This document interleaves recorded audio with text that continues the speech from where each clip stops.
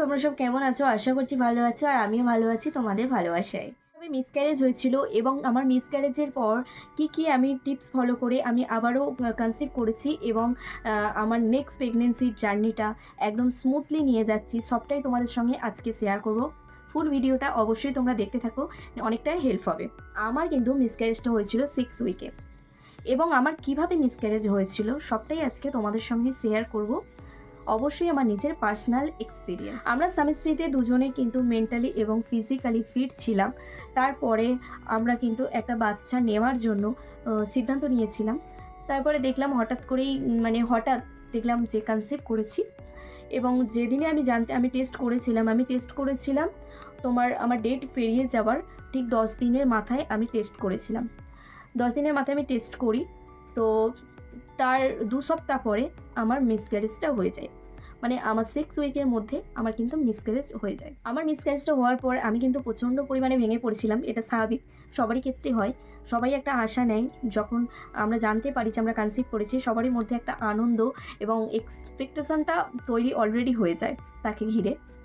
তো সেটা আমারও ক্ষেত্রে হয়েছিল, এবং যেদিন আমি জানতে পারি যে মিসক্যারেজটা হয়ে গেছি, তো জাস্ট মানে সেই দিনটার কথা জাস্ট বলা যাবে না, প্রচণ্ড কষ্ট হয়েছিল। আমি কনসিভ করা থেকে আমি কিন্তু কোনোভাবেই কিন্তু পড়ে যাইনি, কোনো কিছুই হয়নি, এবং যেই জিনিসগুলো খেতে মানা করে সেই সব জিনিসগুলো কিন্তু আমি খাইনি।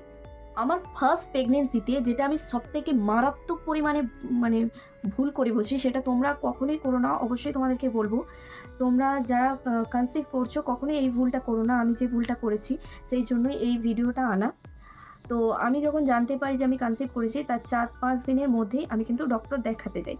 এবং যেদিনে আমি ডক্টর দেখাতে যাচ্ছিলাম সেই দিনে কিন্তু আমি আমার হাজব্যান্ডের বাইকে করে গিয়েছিলাম। সেটা ছিল আমার সবথেকে বড় ভুল। আমি ডক্টর দেখাই, তখন অবধি আমি ঠিক ছিলাম। তারপরে আসার পথে আমি আমার একটু যেন কোনোভাবে ওই ঝাঁকুনিতে বা কিছুতে একটু প্রবলেম হয়ে গিয়েছিল।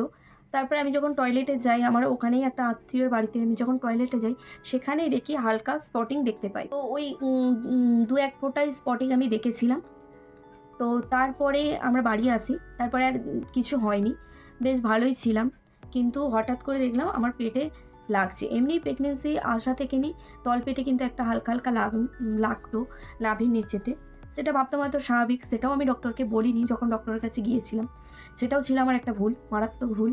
ডক্টরকে বলিনি, ওটা একটা প্রথম ভুল। নেক্সট আমার ওই স্পটিংটা দেখা দিতেও আমি কিন্তু ডক্টরকে বলিনি। সেটা ছিল সবথেকে মারাত্মক ভুল। এবং ওই পেটে ব্যথাটা যখনই হতো আমি ভাবতাম যে এটা হয়তো সবারই হয়, পেটে ব্যথা করছে এরকম হয়তো হয় সবারই। তো পেটে যখনই ব্যথা করতো আমি শুয়ে থাকতাম, একটু শুয়ে থাকলে দেখতাম ঠিক হয়ে গেছে। তো আমি ভেবেছিলাম এটা খুব স্বাভাবিক জিনিস। তো দেখলাম এইগুলোই আমার সবথেকে বড় ভুল হয়েছে। যদি ডাক্তারকে জানাতাম, ডাক্তার হয়তো কিছু করতে পারতো। তো আমি তো জানাইনি। তো ফার্স্ট এক্সপিরিয়েন্স যা হয় আর কি। তো ডক্টর দেখিয়ে তো আমরা বাড়ি এলাম। কিছুদিন আমি মেডিসিন চলছিল, মেডিসিন যে ডক্টর যেসব দিয়েছিল সেই সমস্তগুলোই আমি খাচ্ছিলাম। তার কয়েকদিন পরে ছিল সামনে ষষ্ঠী। তো ষষ্ঠীতে আমি আবার ভুল করে বসি যে আমি আবার ওই বাইকে চেপে হাজব্যান্ডের সাথে আমি কিন্তু আমার বাবার বাড়িতে গিয়েছিলাম, মানে বাপের বাড়িতে। তো এখান থেকে 10 থেকে 15 মিনিটের রাস্তা, আমি কিন্তু বাইকে চেপেই গিয়েছিলাম। ওটা আর একটা ভুল হয়েছিল আমার। তো ওখানে যেদিন আমি গিয়েছিলাম তার পরের দিনই আমি সকালবেলা দেখতে পাই আবার সেই স্পটিংটা ছিল কিন্তু 2-1 ফোঁটা কিন্তু রক্ত না, সেটা ছিল কিন্তু সুতোর মতো। এটা যেরকম সুতো হয় না, ঠিক এতটা করে সুতোর মতো দেখা দিয়েছিল। ওই একবারই দেখা দিয়েছিল। তারপর ওটা দেখার পরে আমি কিন্তু ভয় পেয়ে গেছি। ভয় পেয়ে আমি বাড়িতে জানাই যে আমার সঙ্গে আমি যেদিনে ডক্টর দেখাতে গেছিলাম সেদিনও এরকম হয়েছিল, আজকেও এরকম হচ্ছে। তো বাড়িতে বললো এরকম একটু আধটু হলে কিছু হয় না, তা ঠিক আছে চল আমরা তাহলে ডক্টর দেখিয়ে নিই। তো তারপরে আমি ডক্টরকে ফোন করলাম, ডাক্তারকে বললাম যে আমার 6 উইক চলছে। তো ডাক্তার বললো ঠিক আছে তোমরা চলে এসো, আমি আজকে চেম্বারে আছি, তোমরা আজকে দেখিয়ে যাও। তো ওখানে গেলাম, ডক্টর সঙ্গে সঙ্গে আমাকে দেখে বললো যে তোমার একটা ইউএসজি লাগবে। এবার সাথে সাথেই আমাদের ইউএসজি করা হলো ওই দিনে, এবং ইউএসজিতে সঙ্গে সঙ্গে রিপোর্ট আমাদের নিয়ে এসে ডক্টরকে দেখানো হলো ঘণ্টাখানেকের মধ্যে।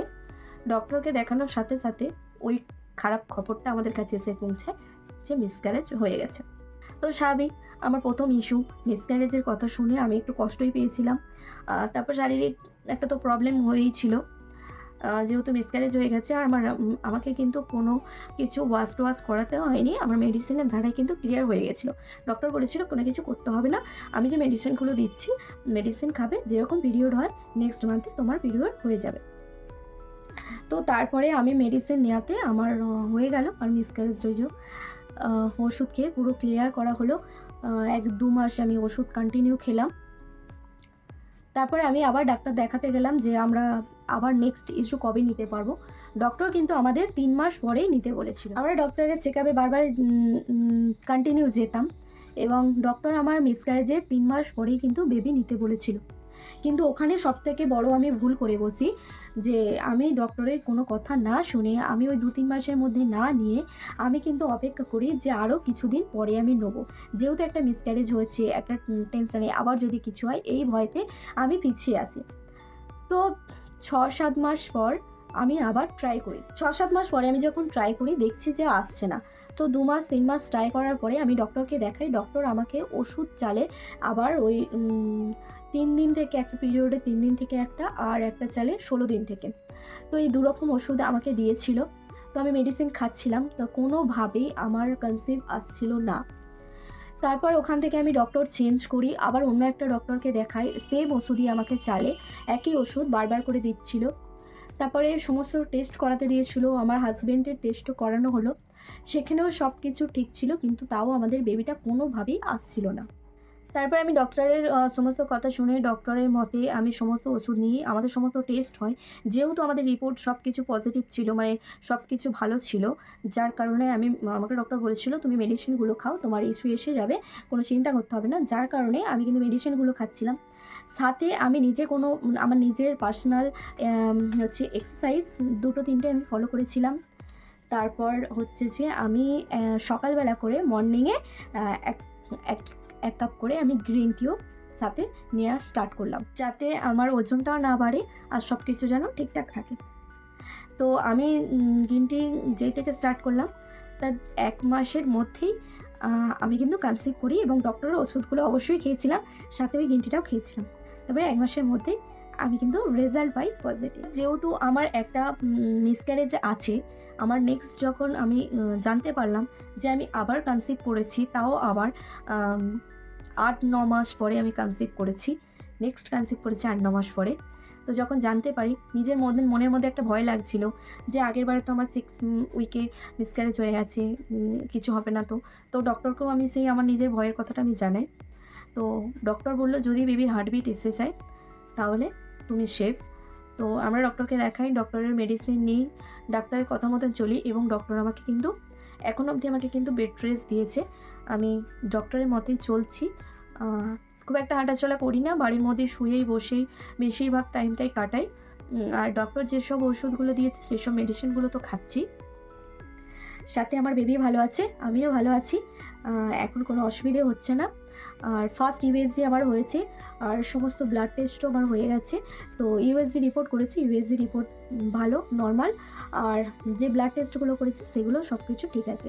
তো আমার এই প্রেগনেন্সিতে কোনো কিছুই প্রবলেম হয়নি, সব কিছু ঠিক আছে। তো তোমরা আশীর্বাদ করো যেন ভালোভাবে সুস্থভাবে বাচ্চাটা জন্ম নেয়, ভালো থাকে। তো এই ছিল আজকের ভিডিও।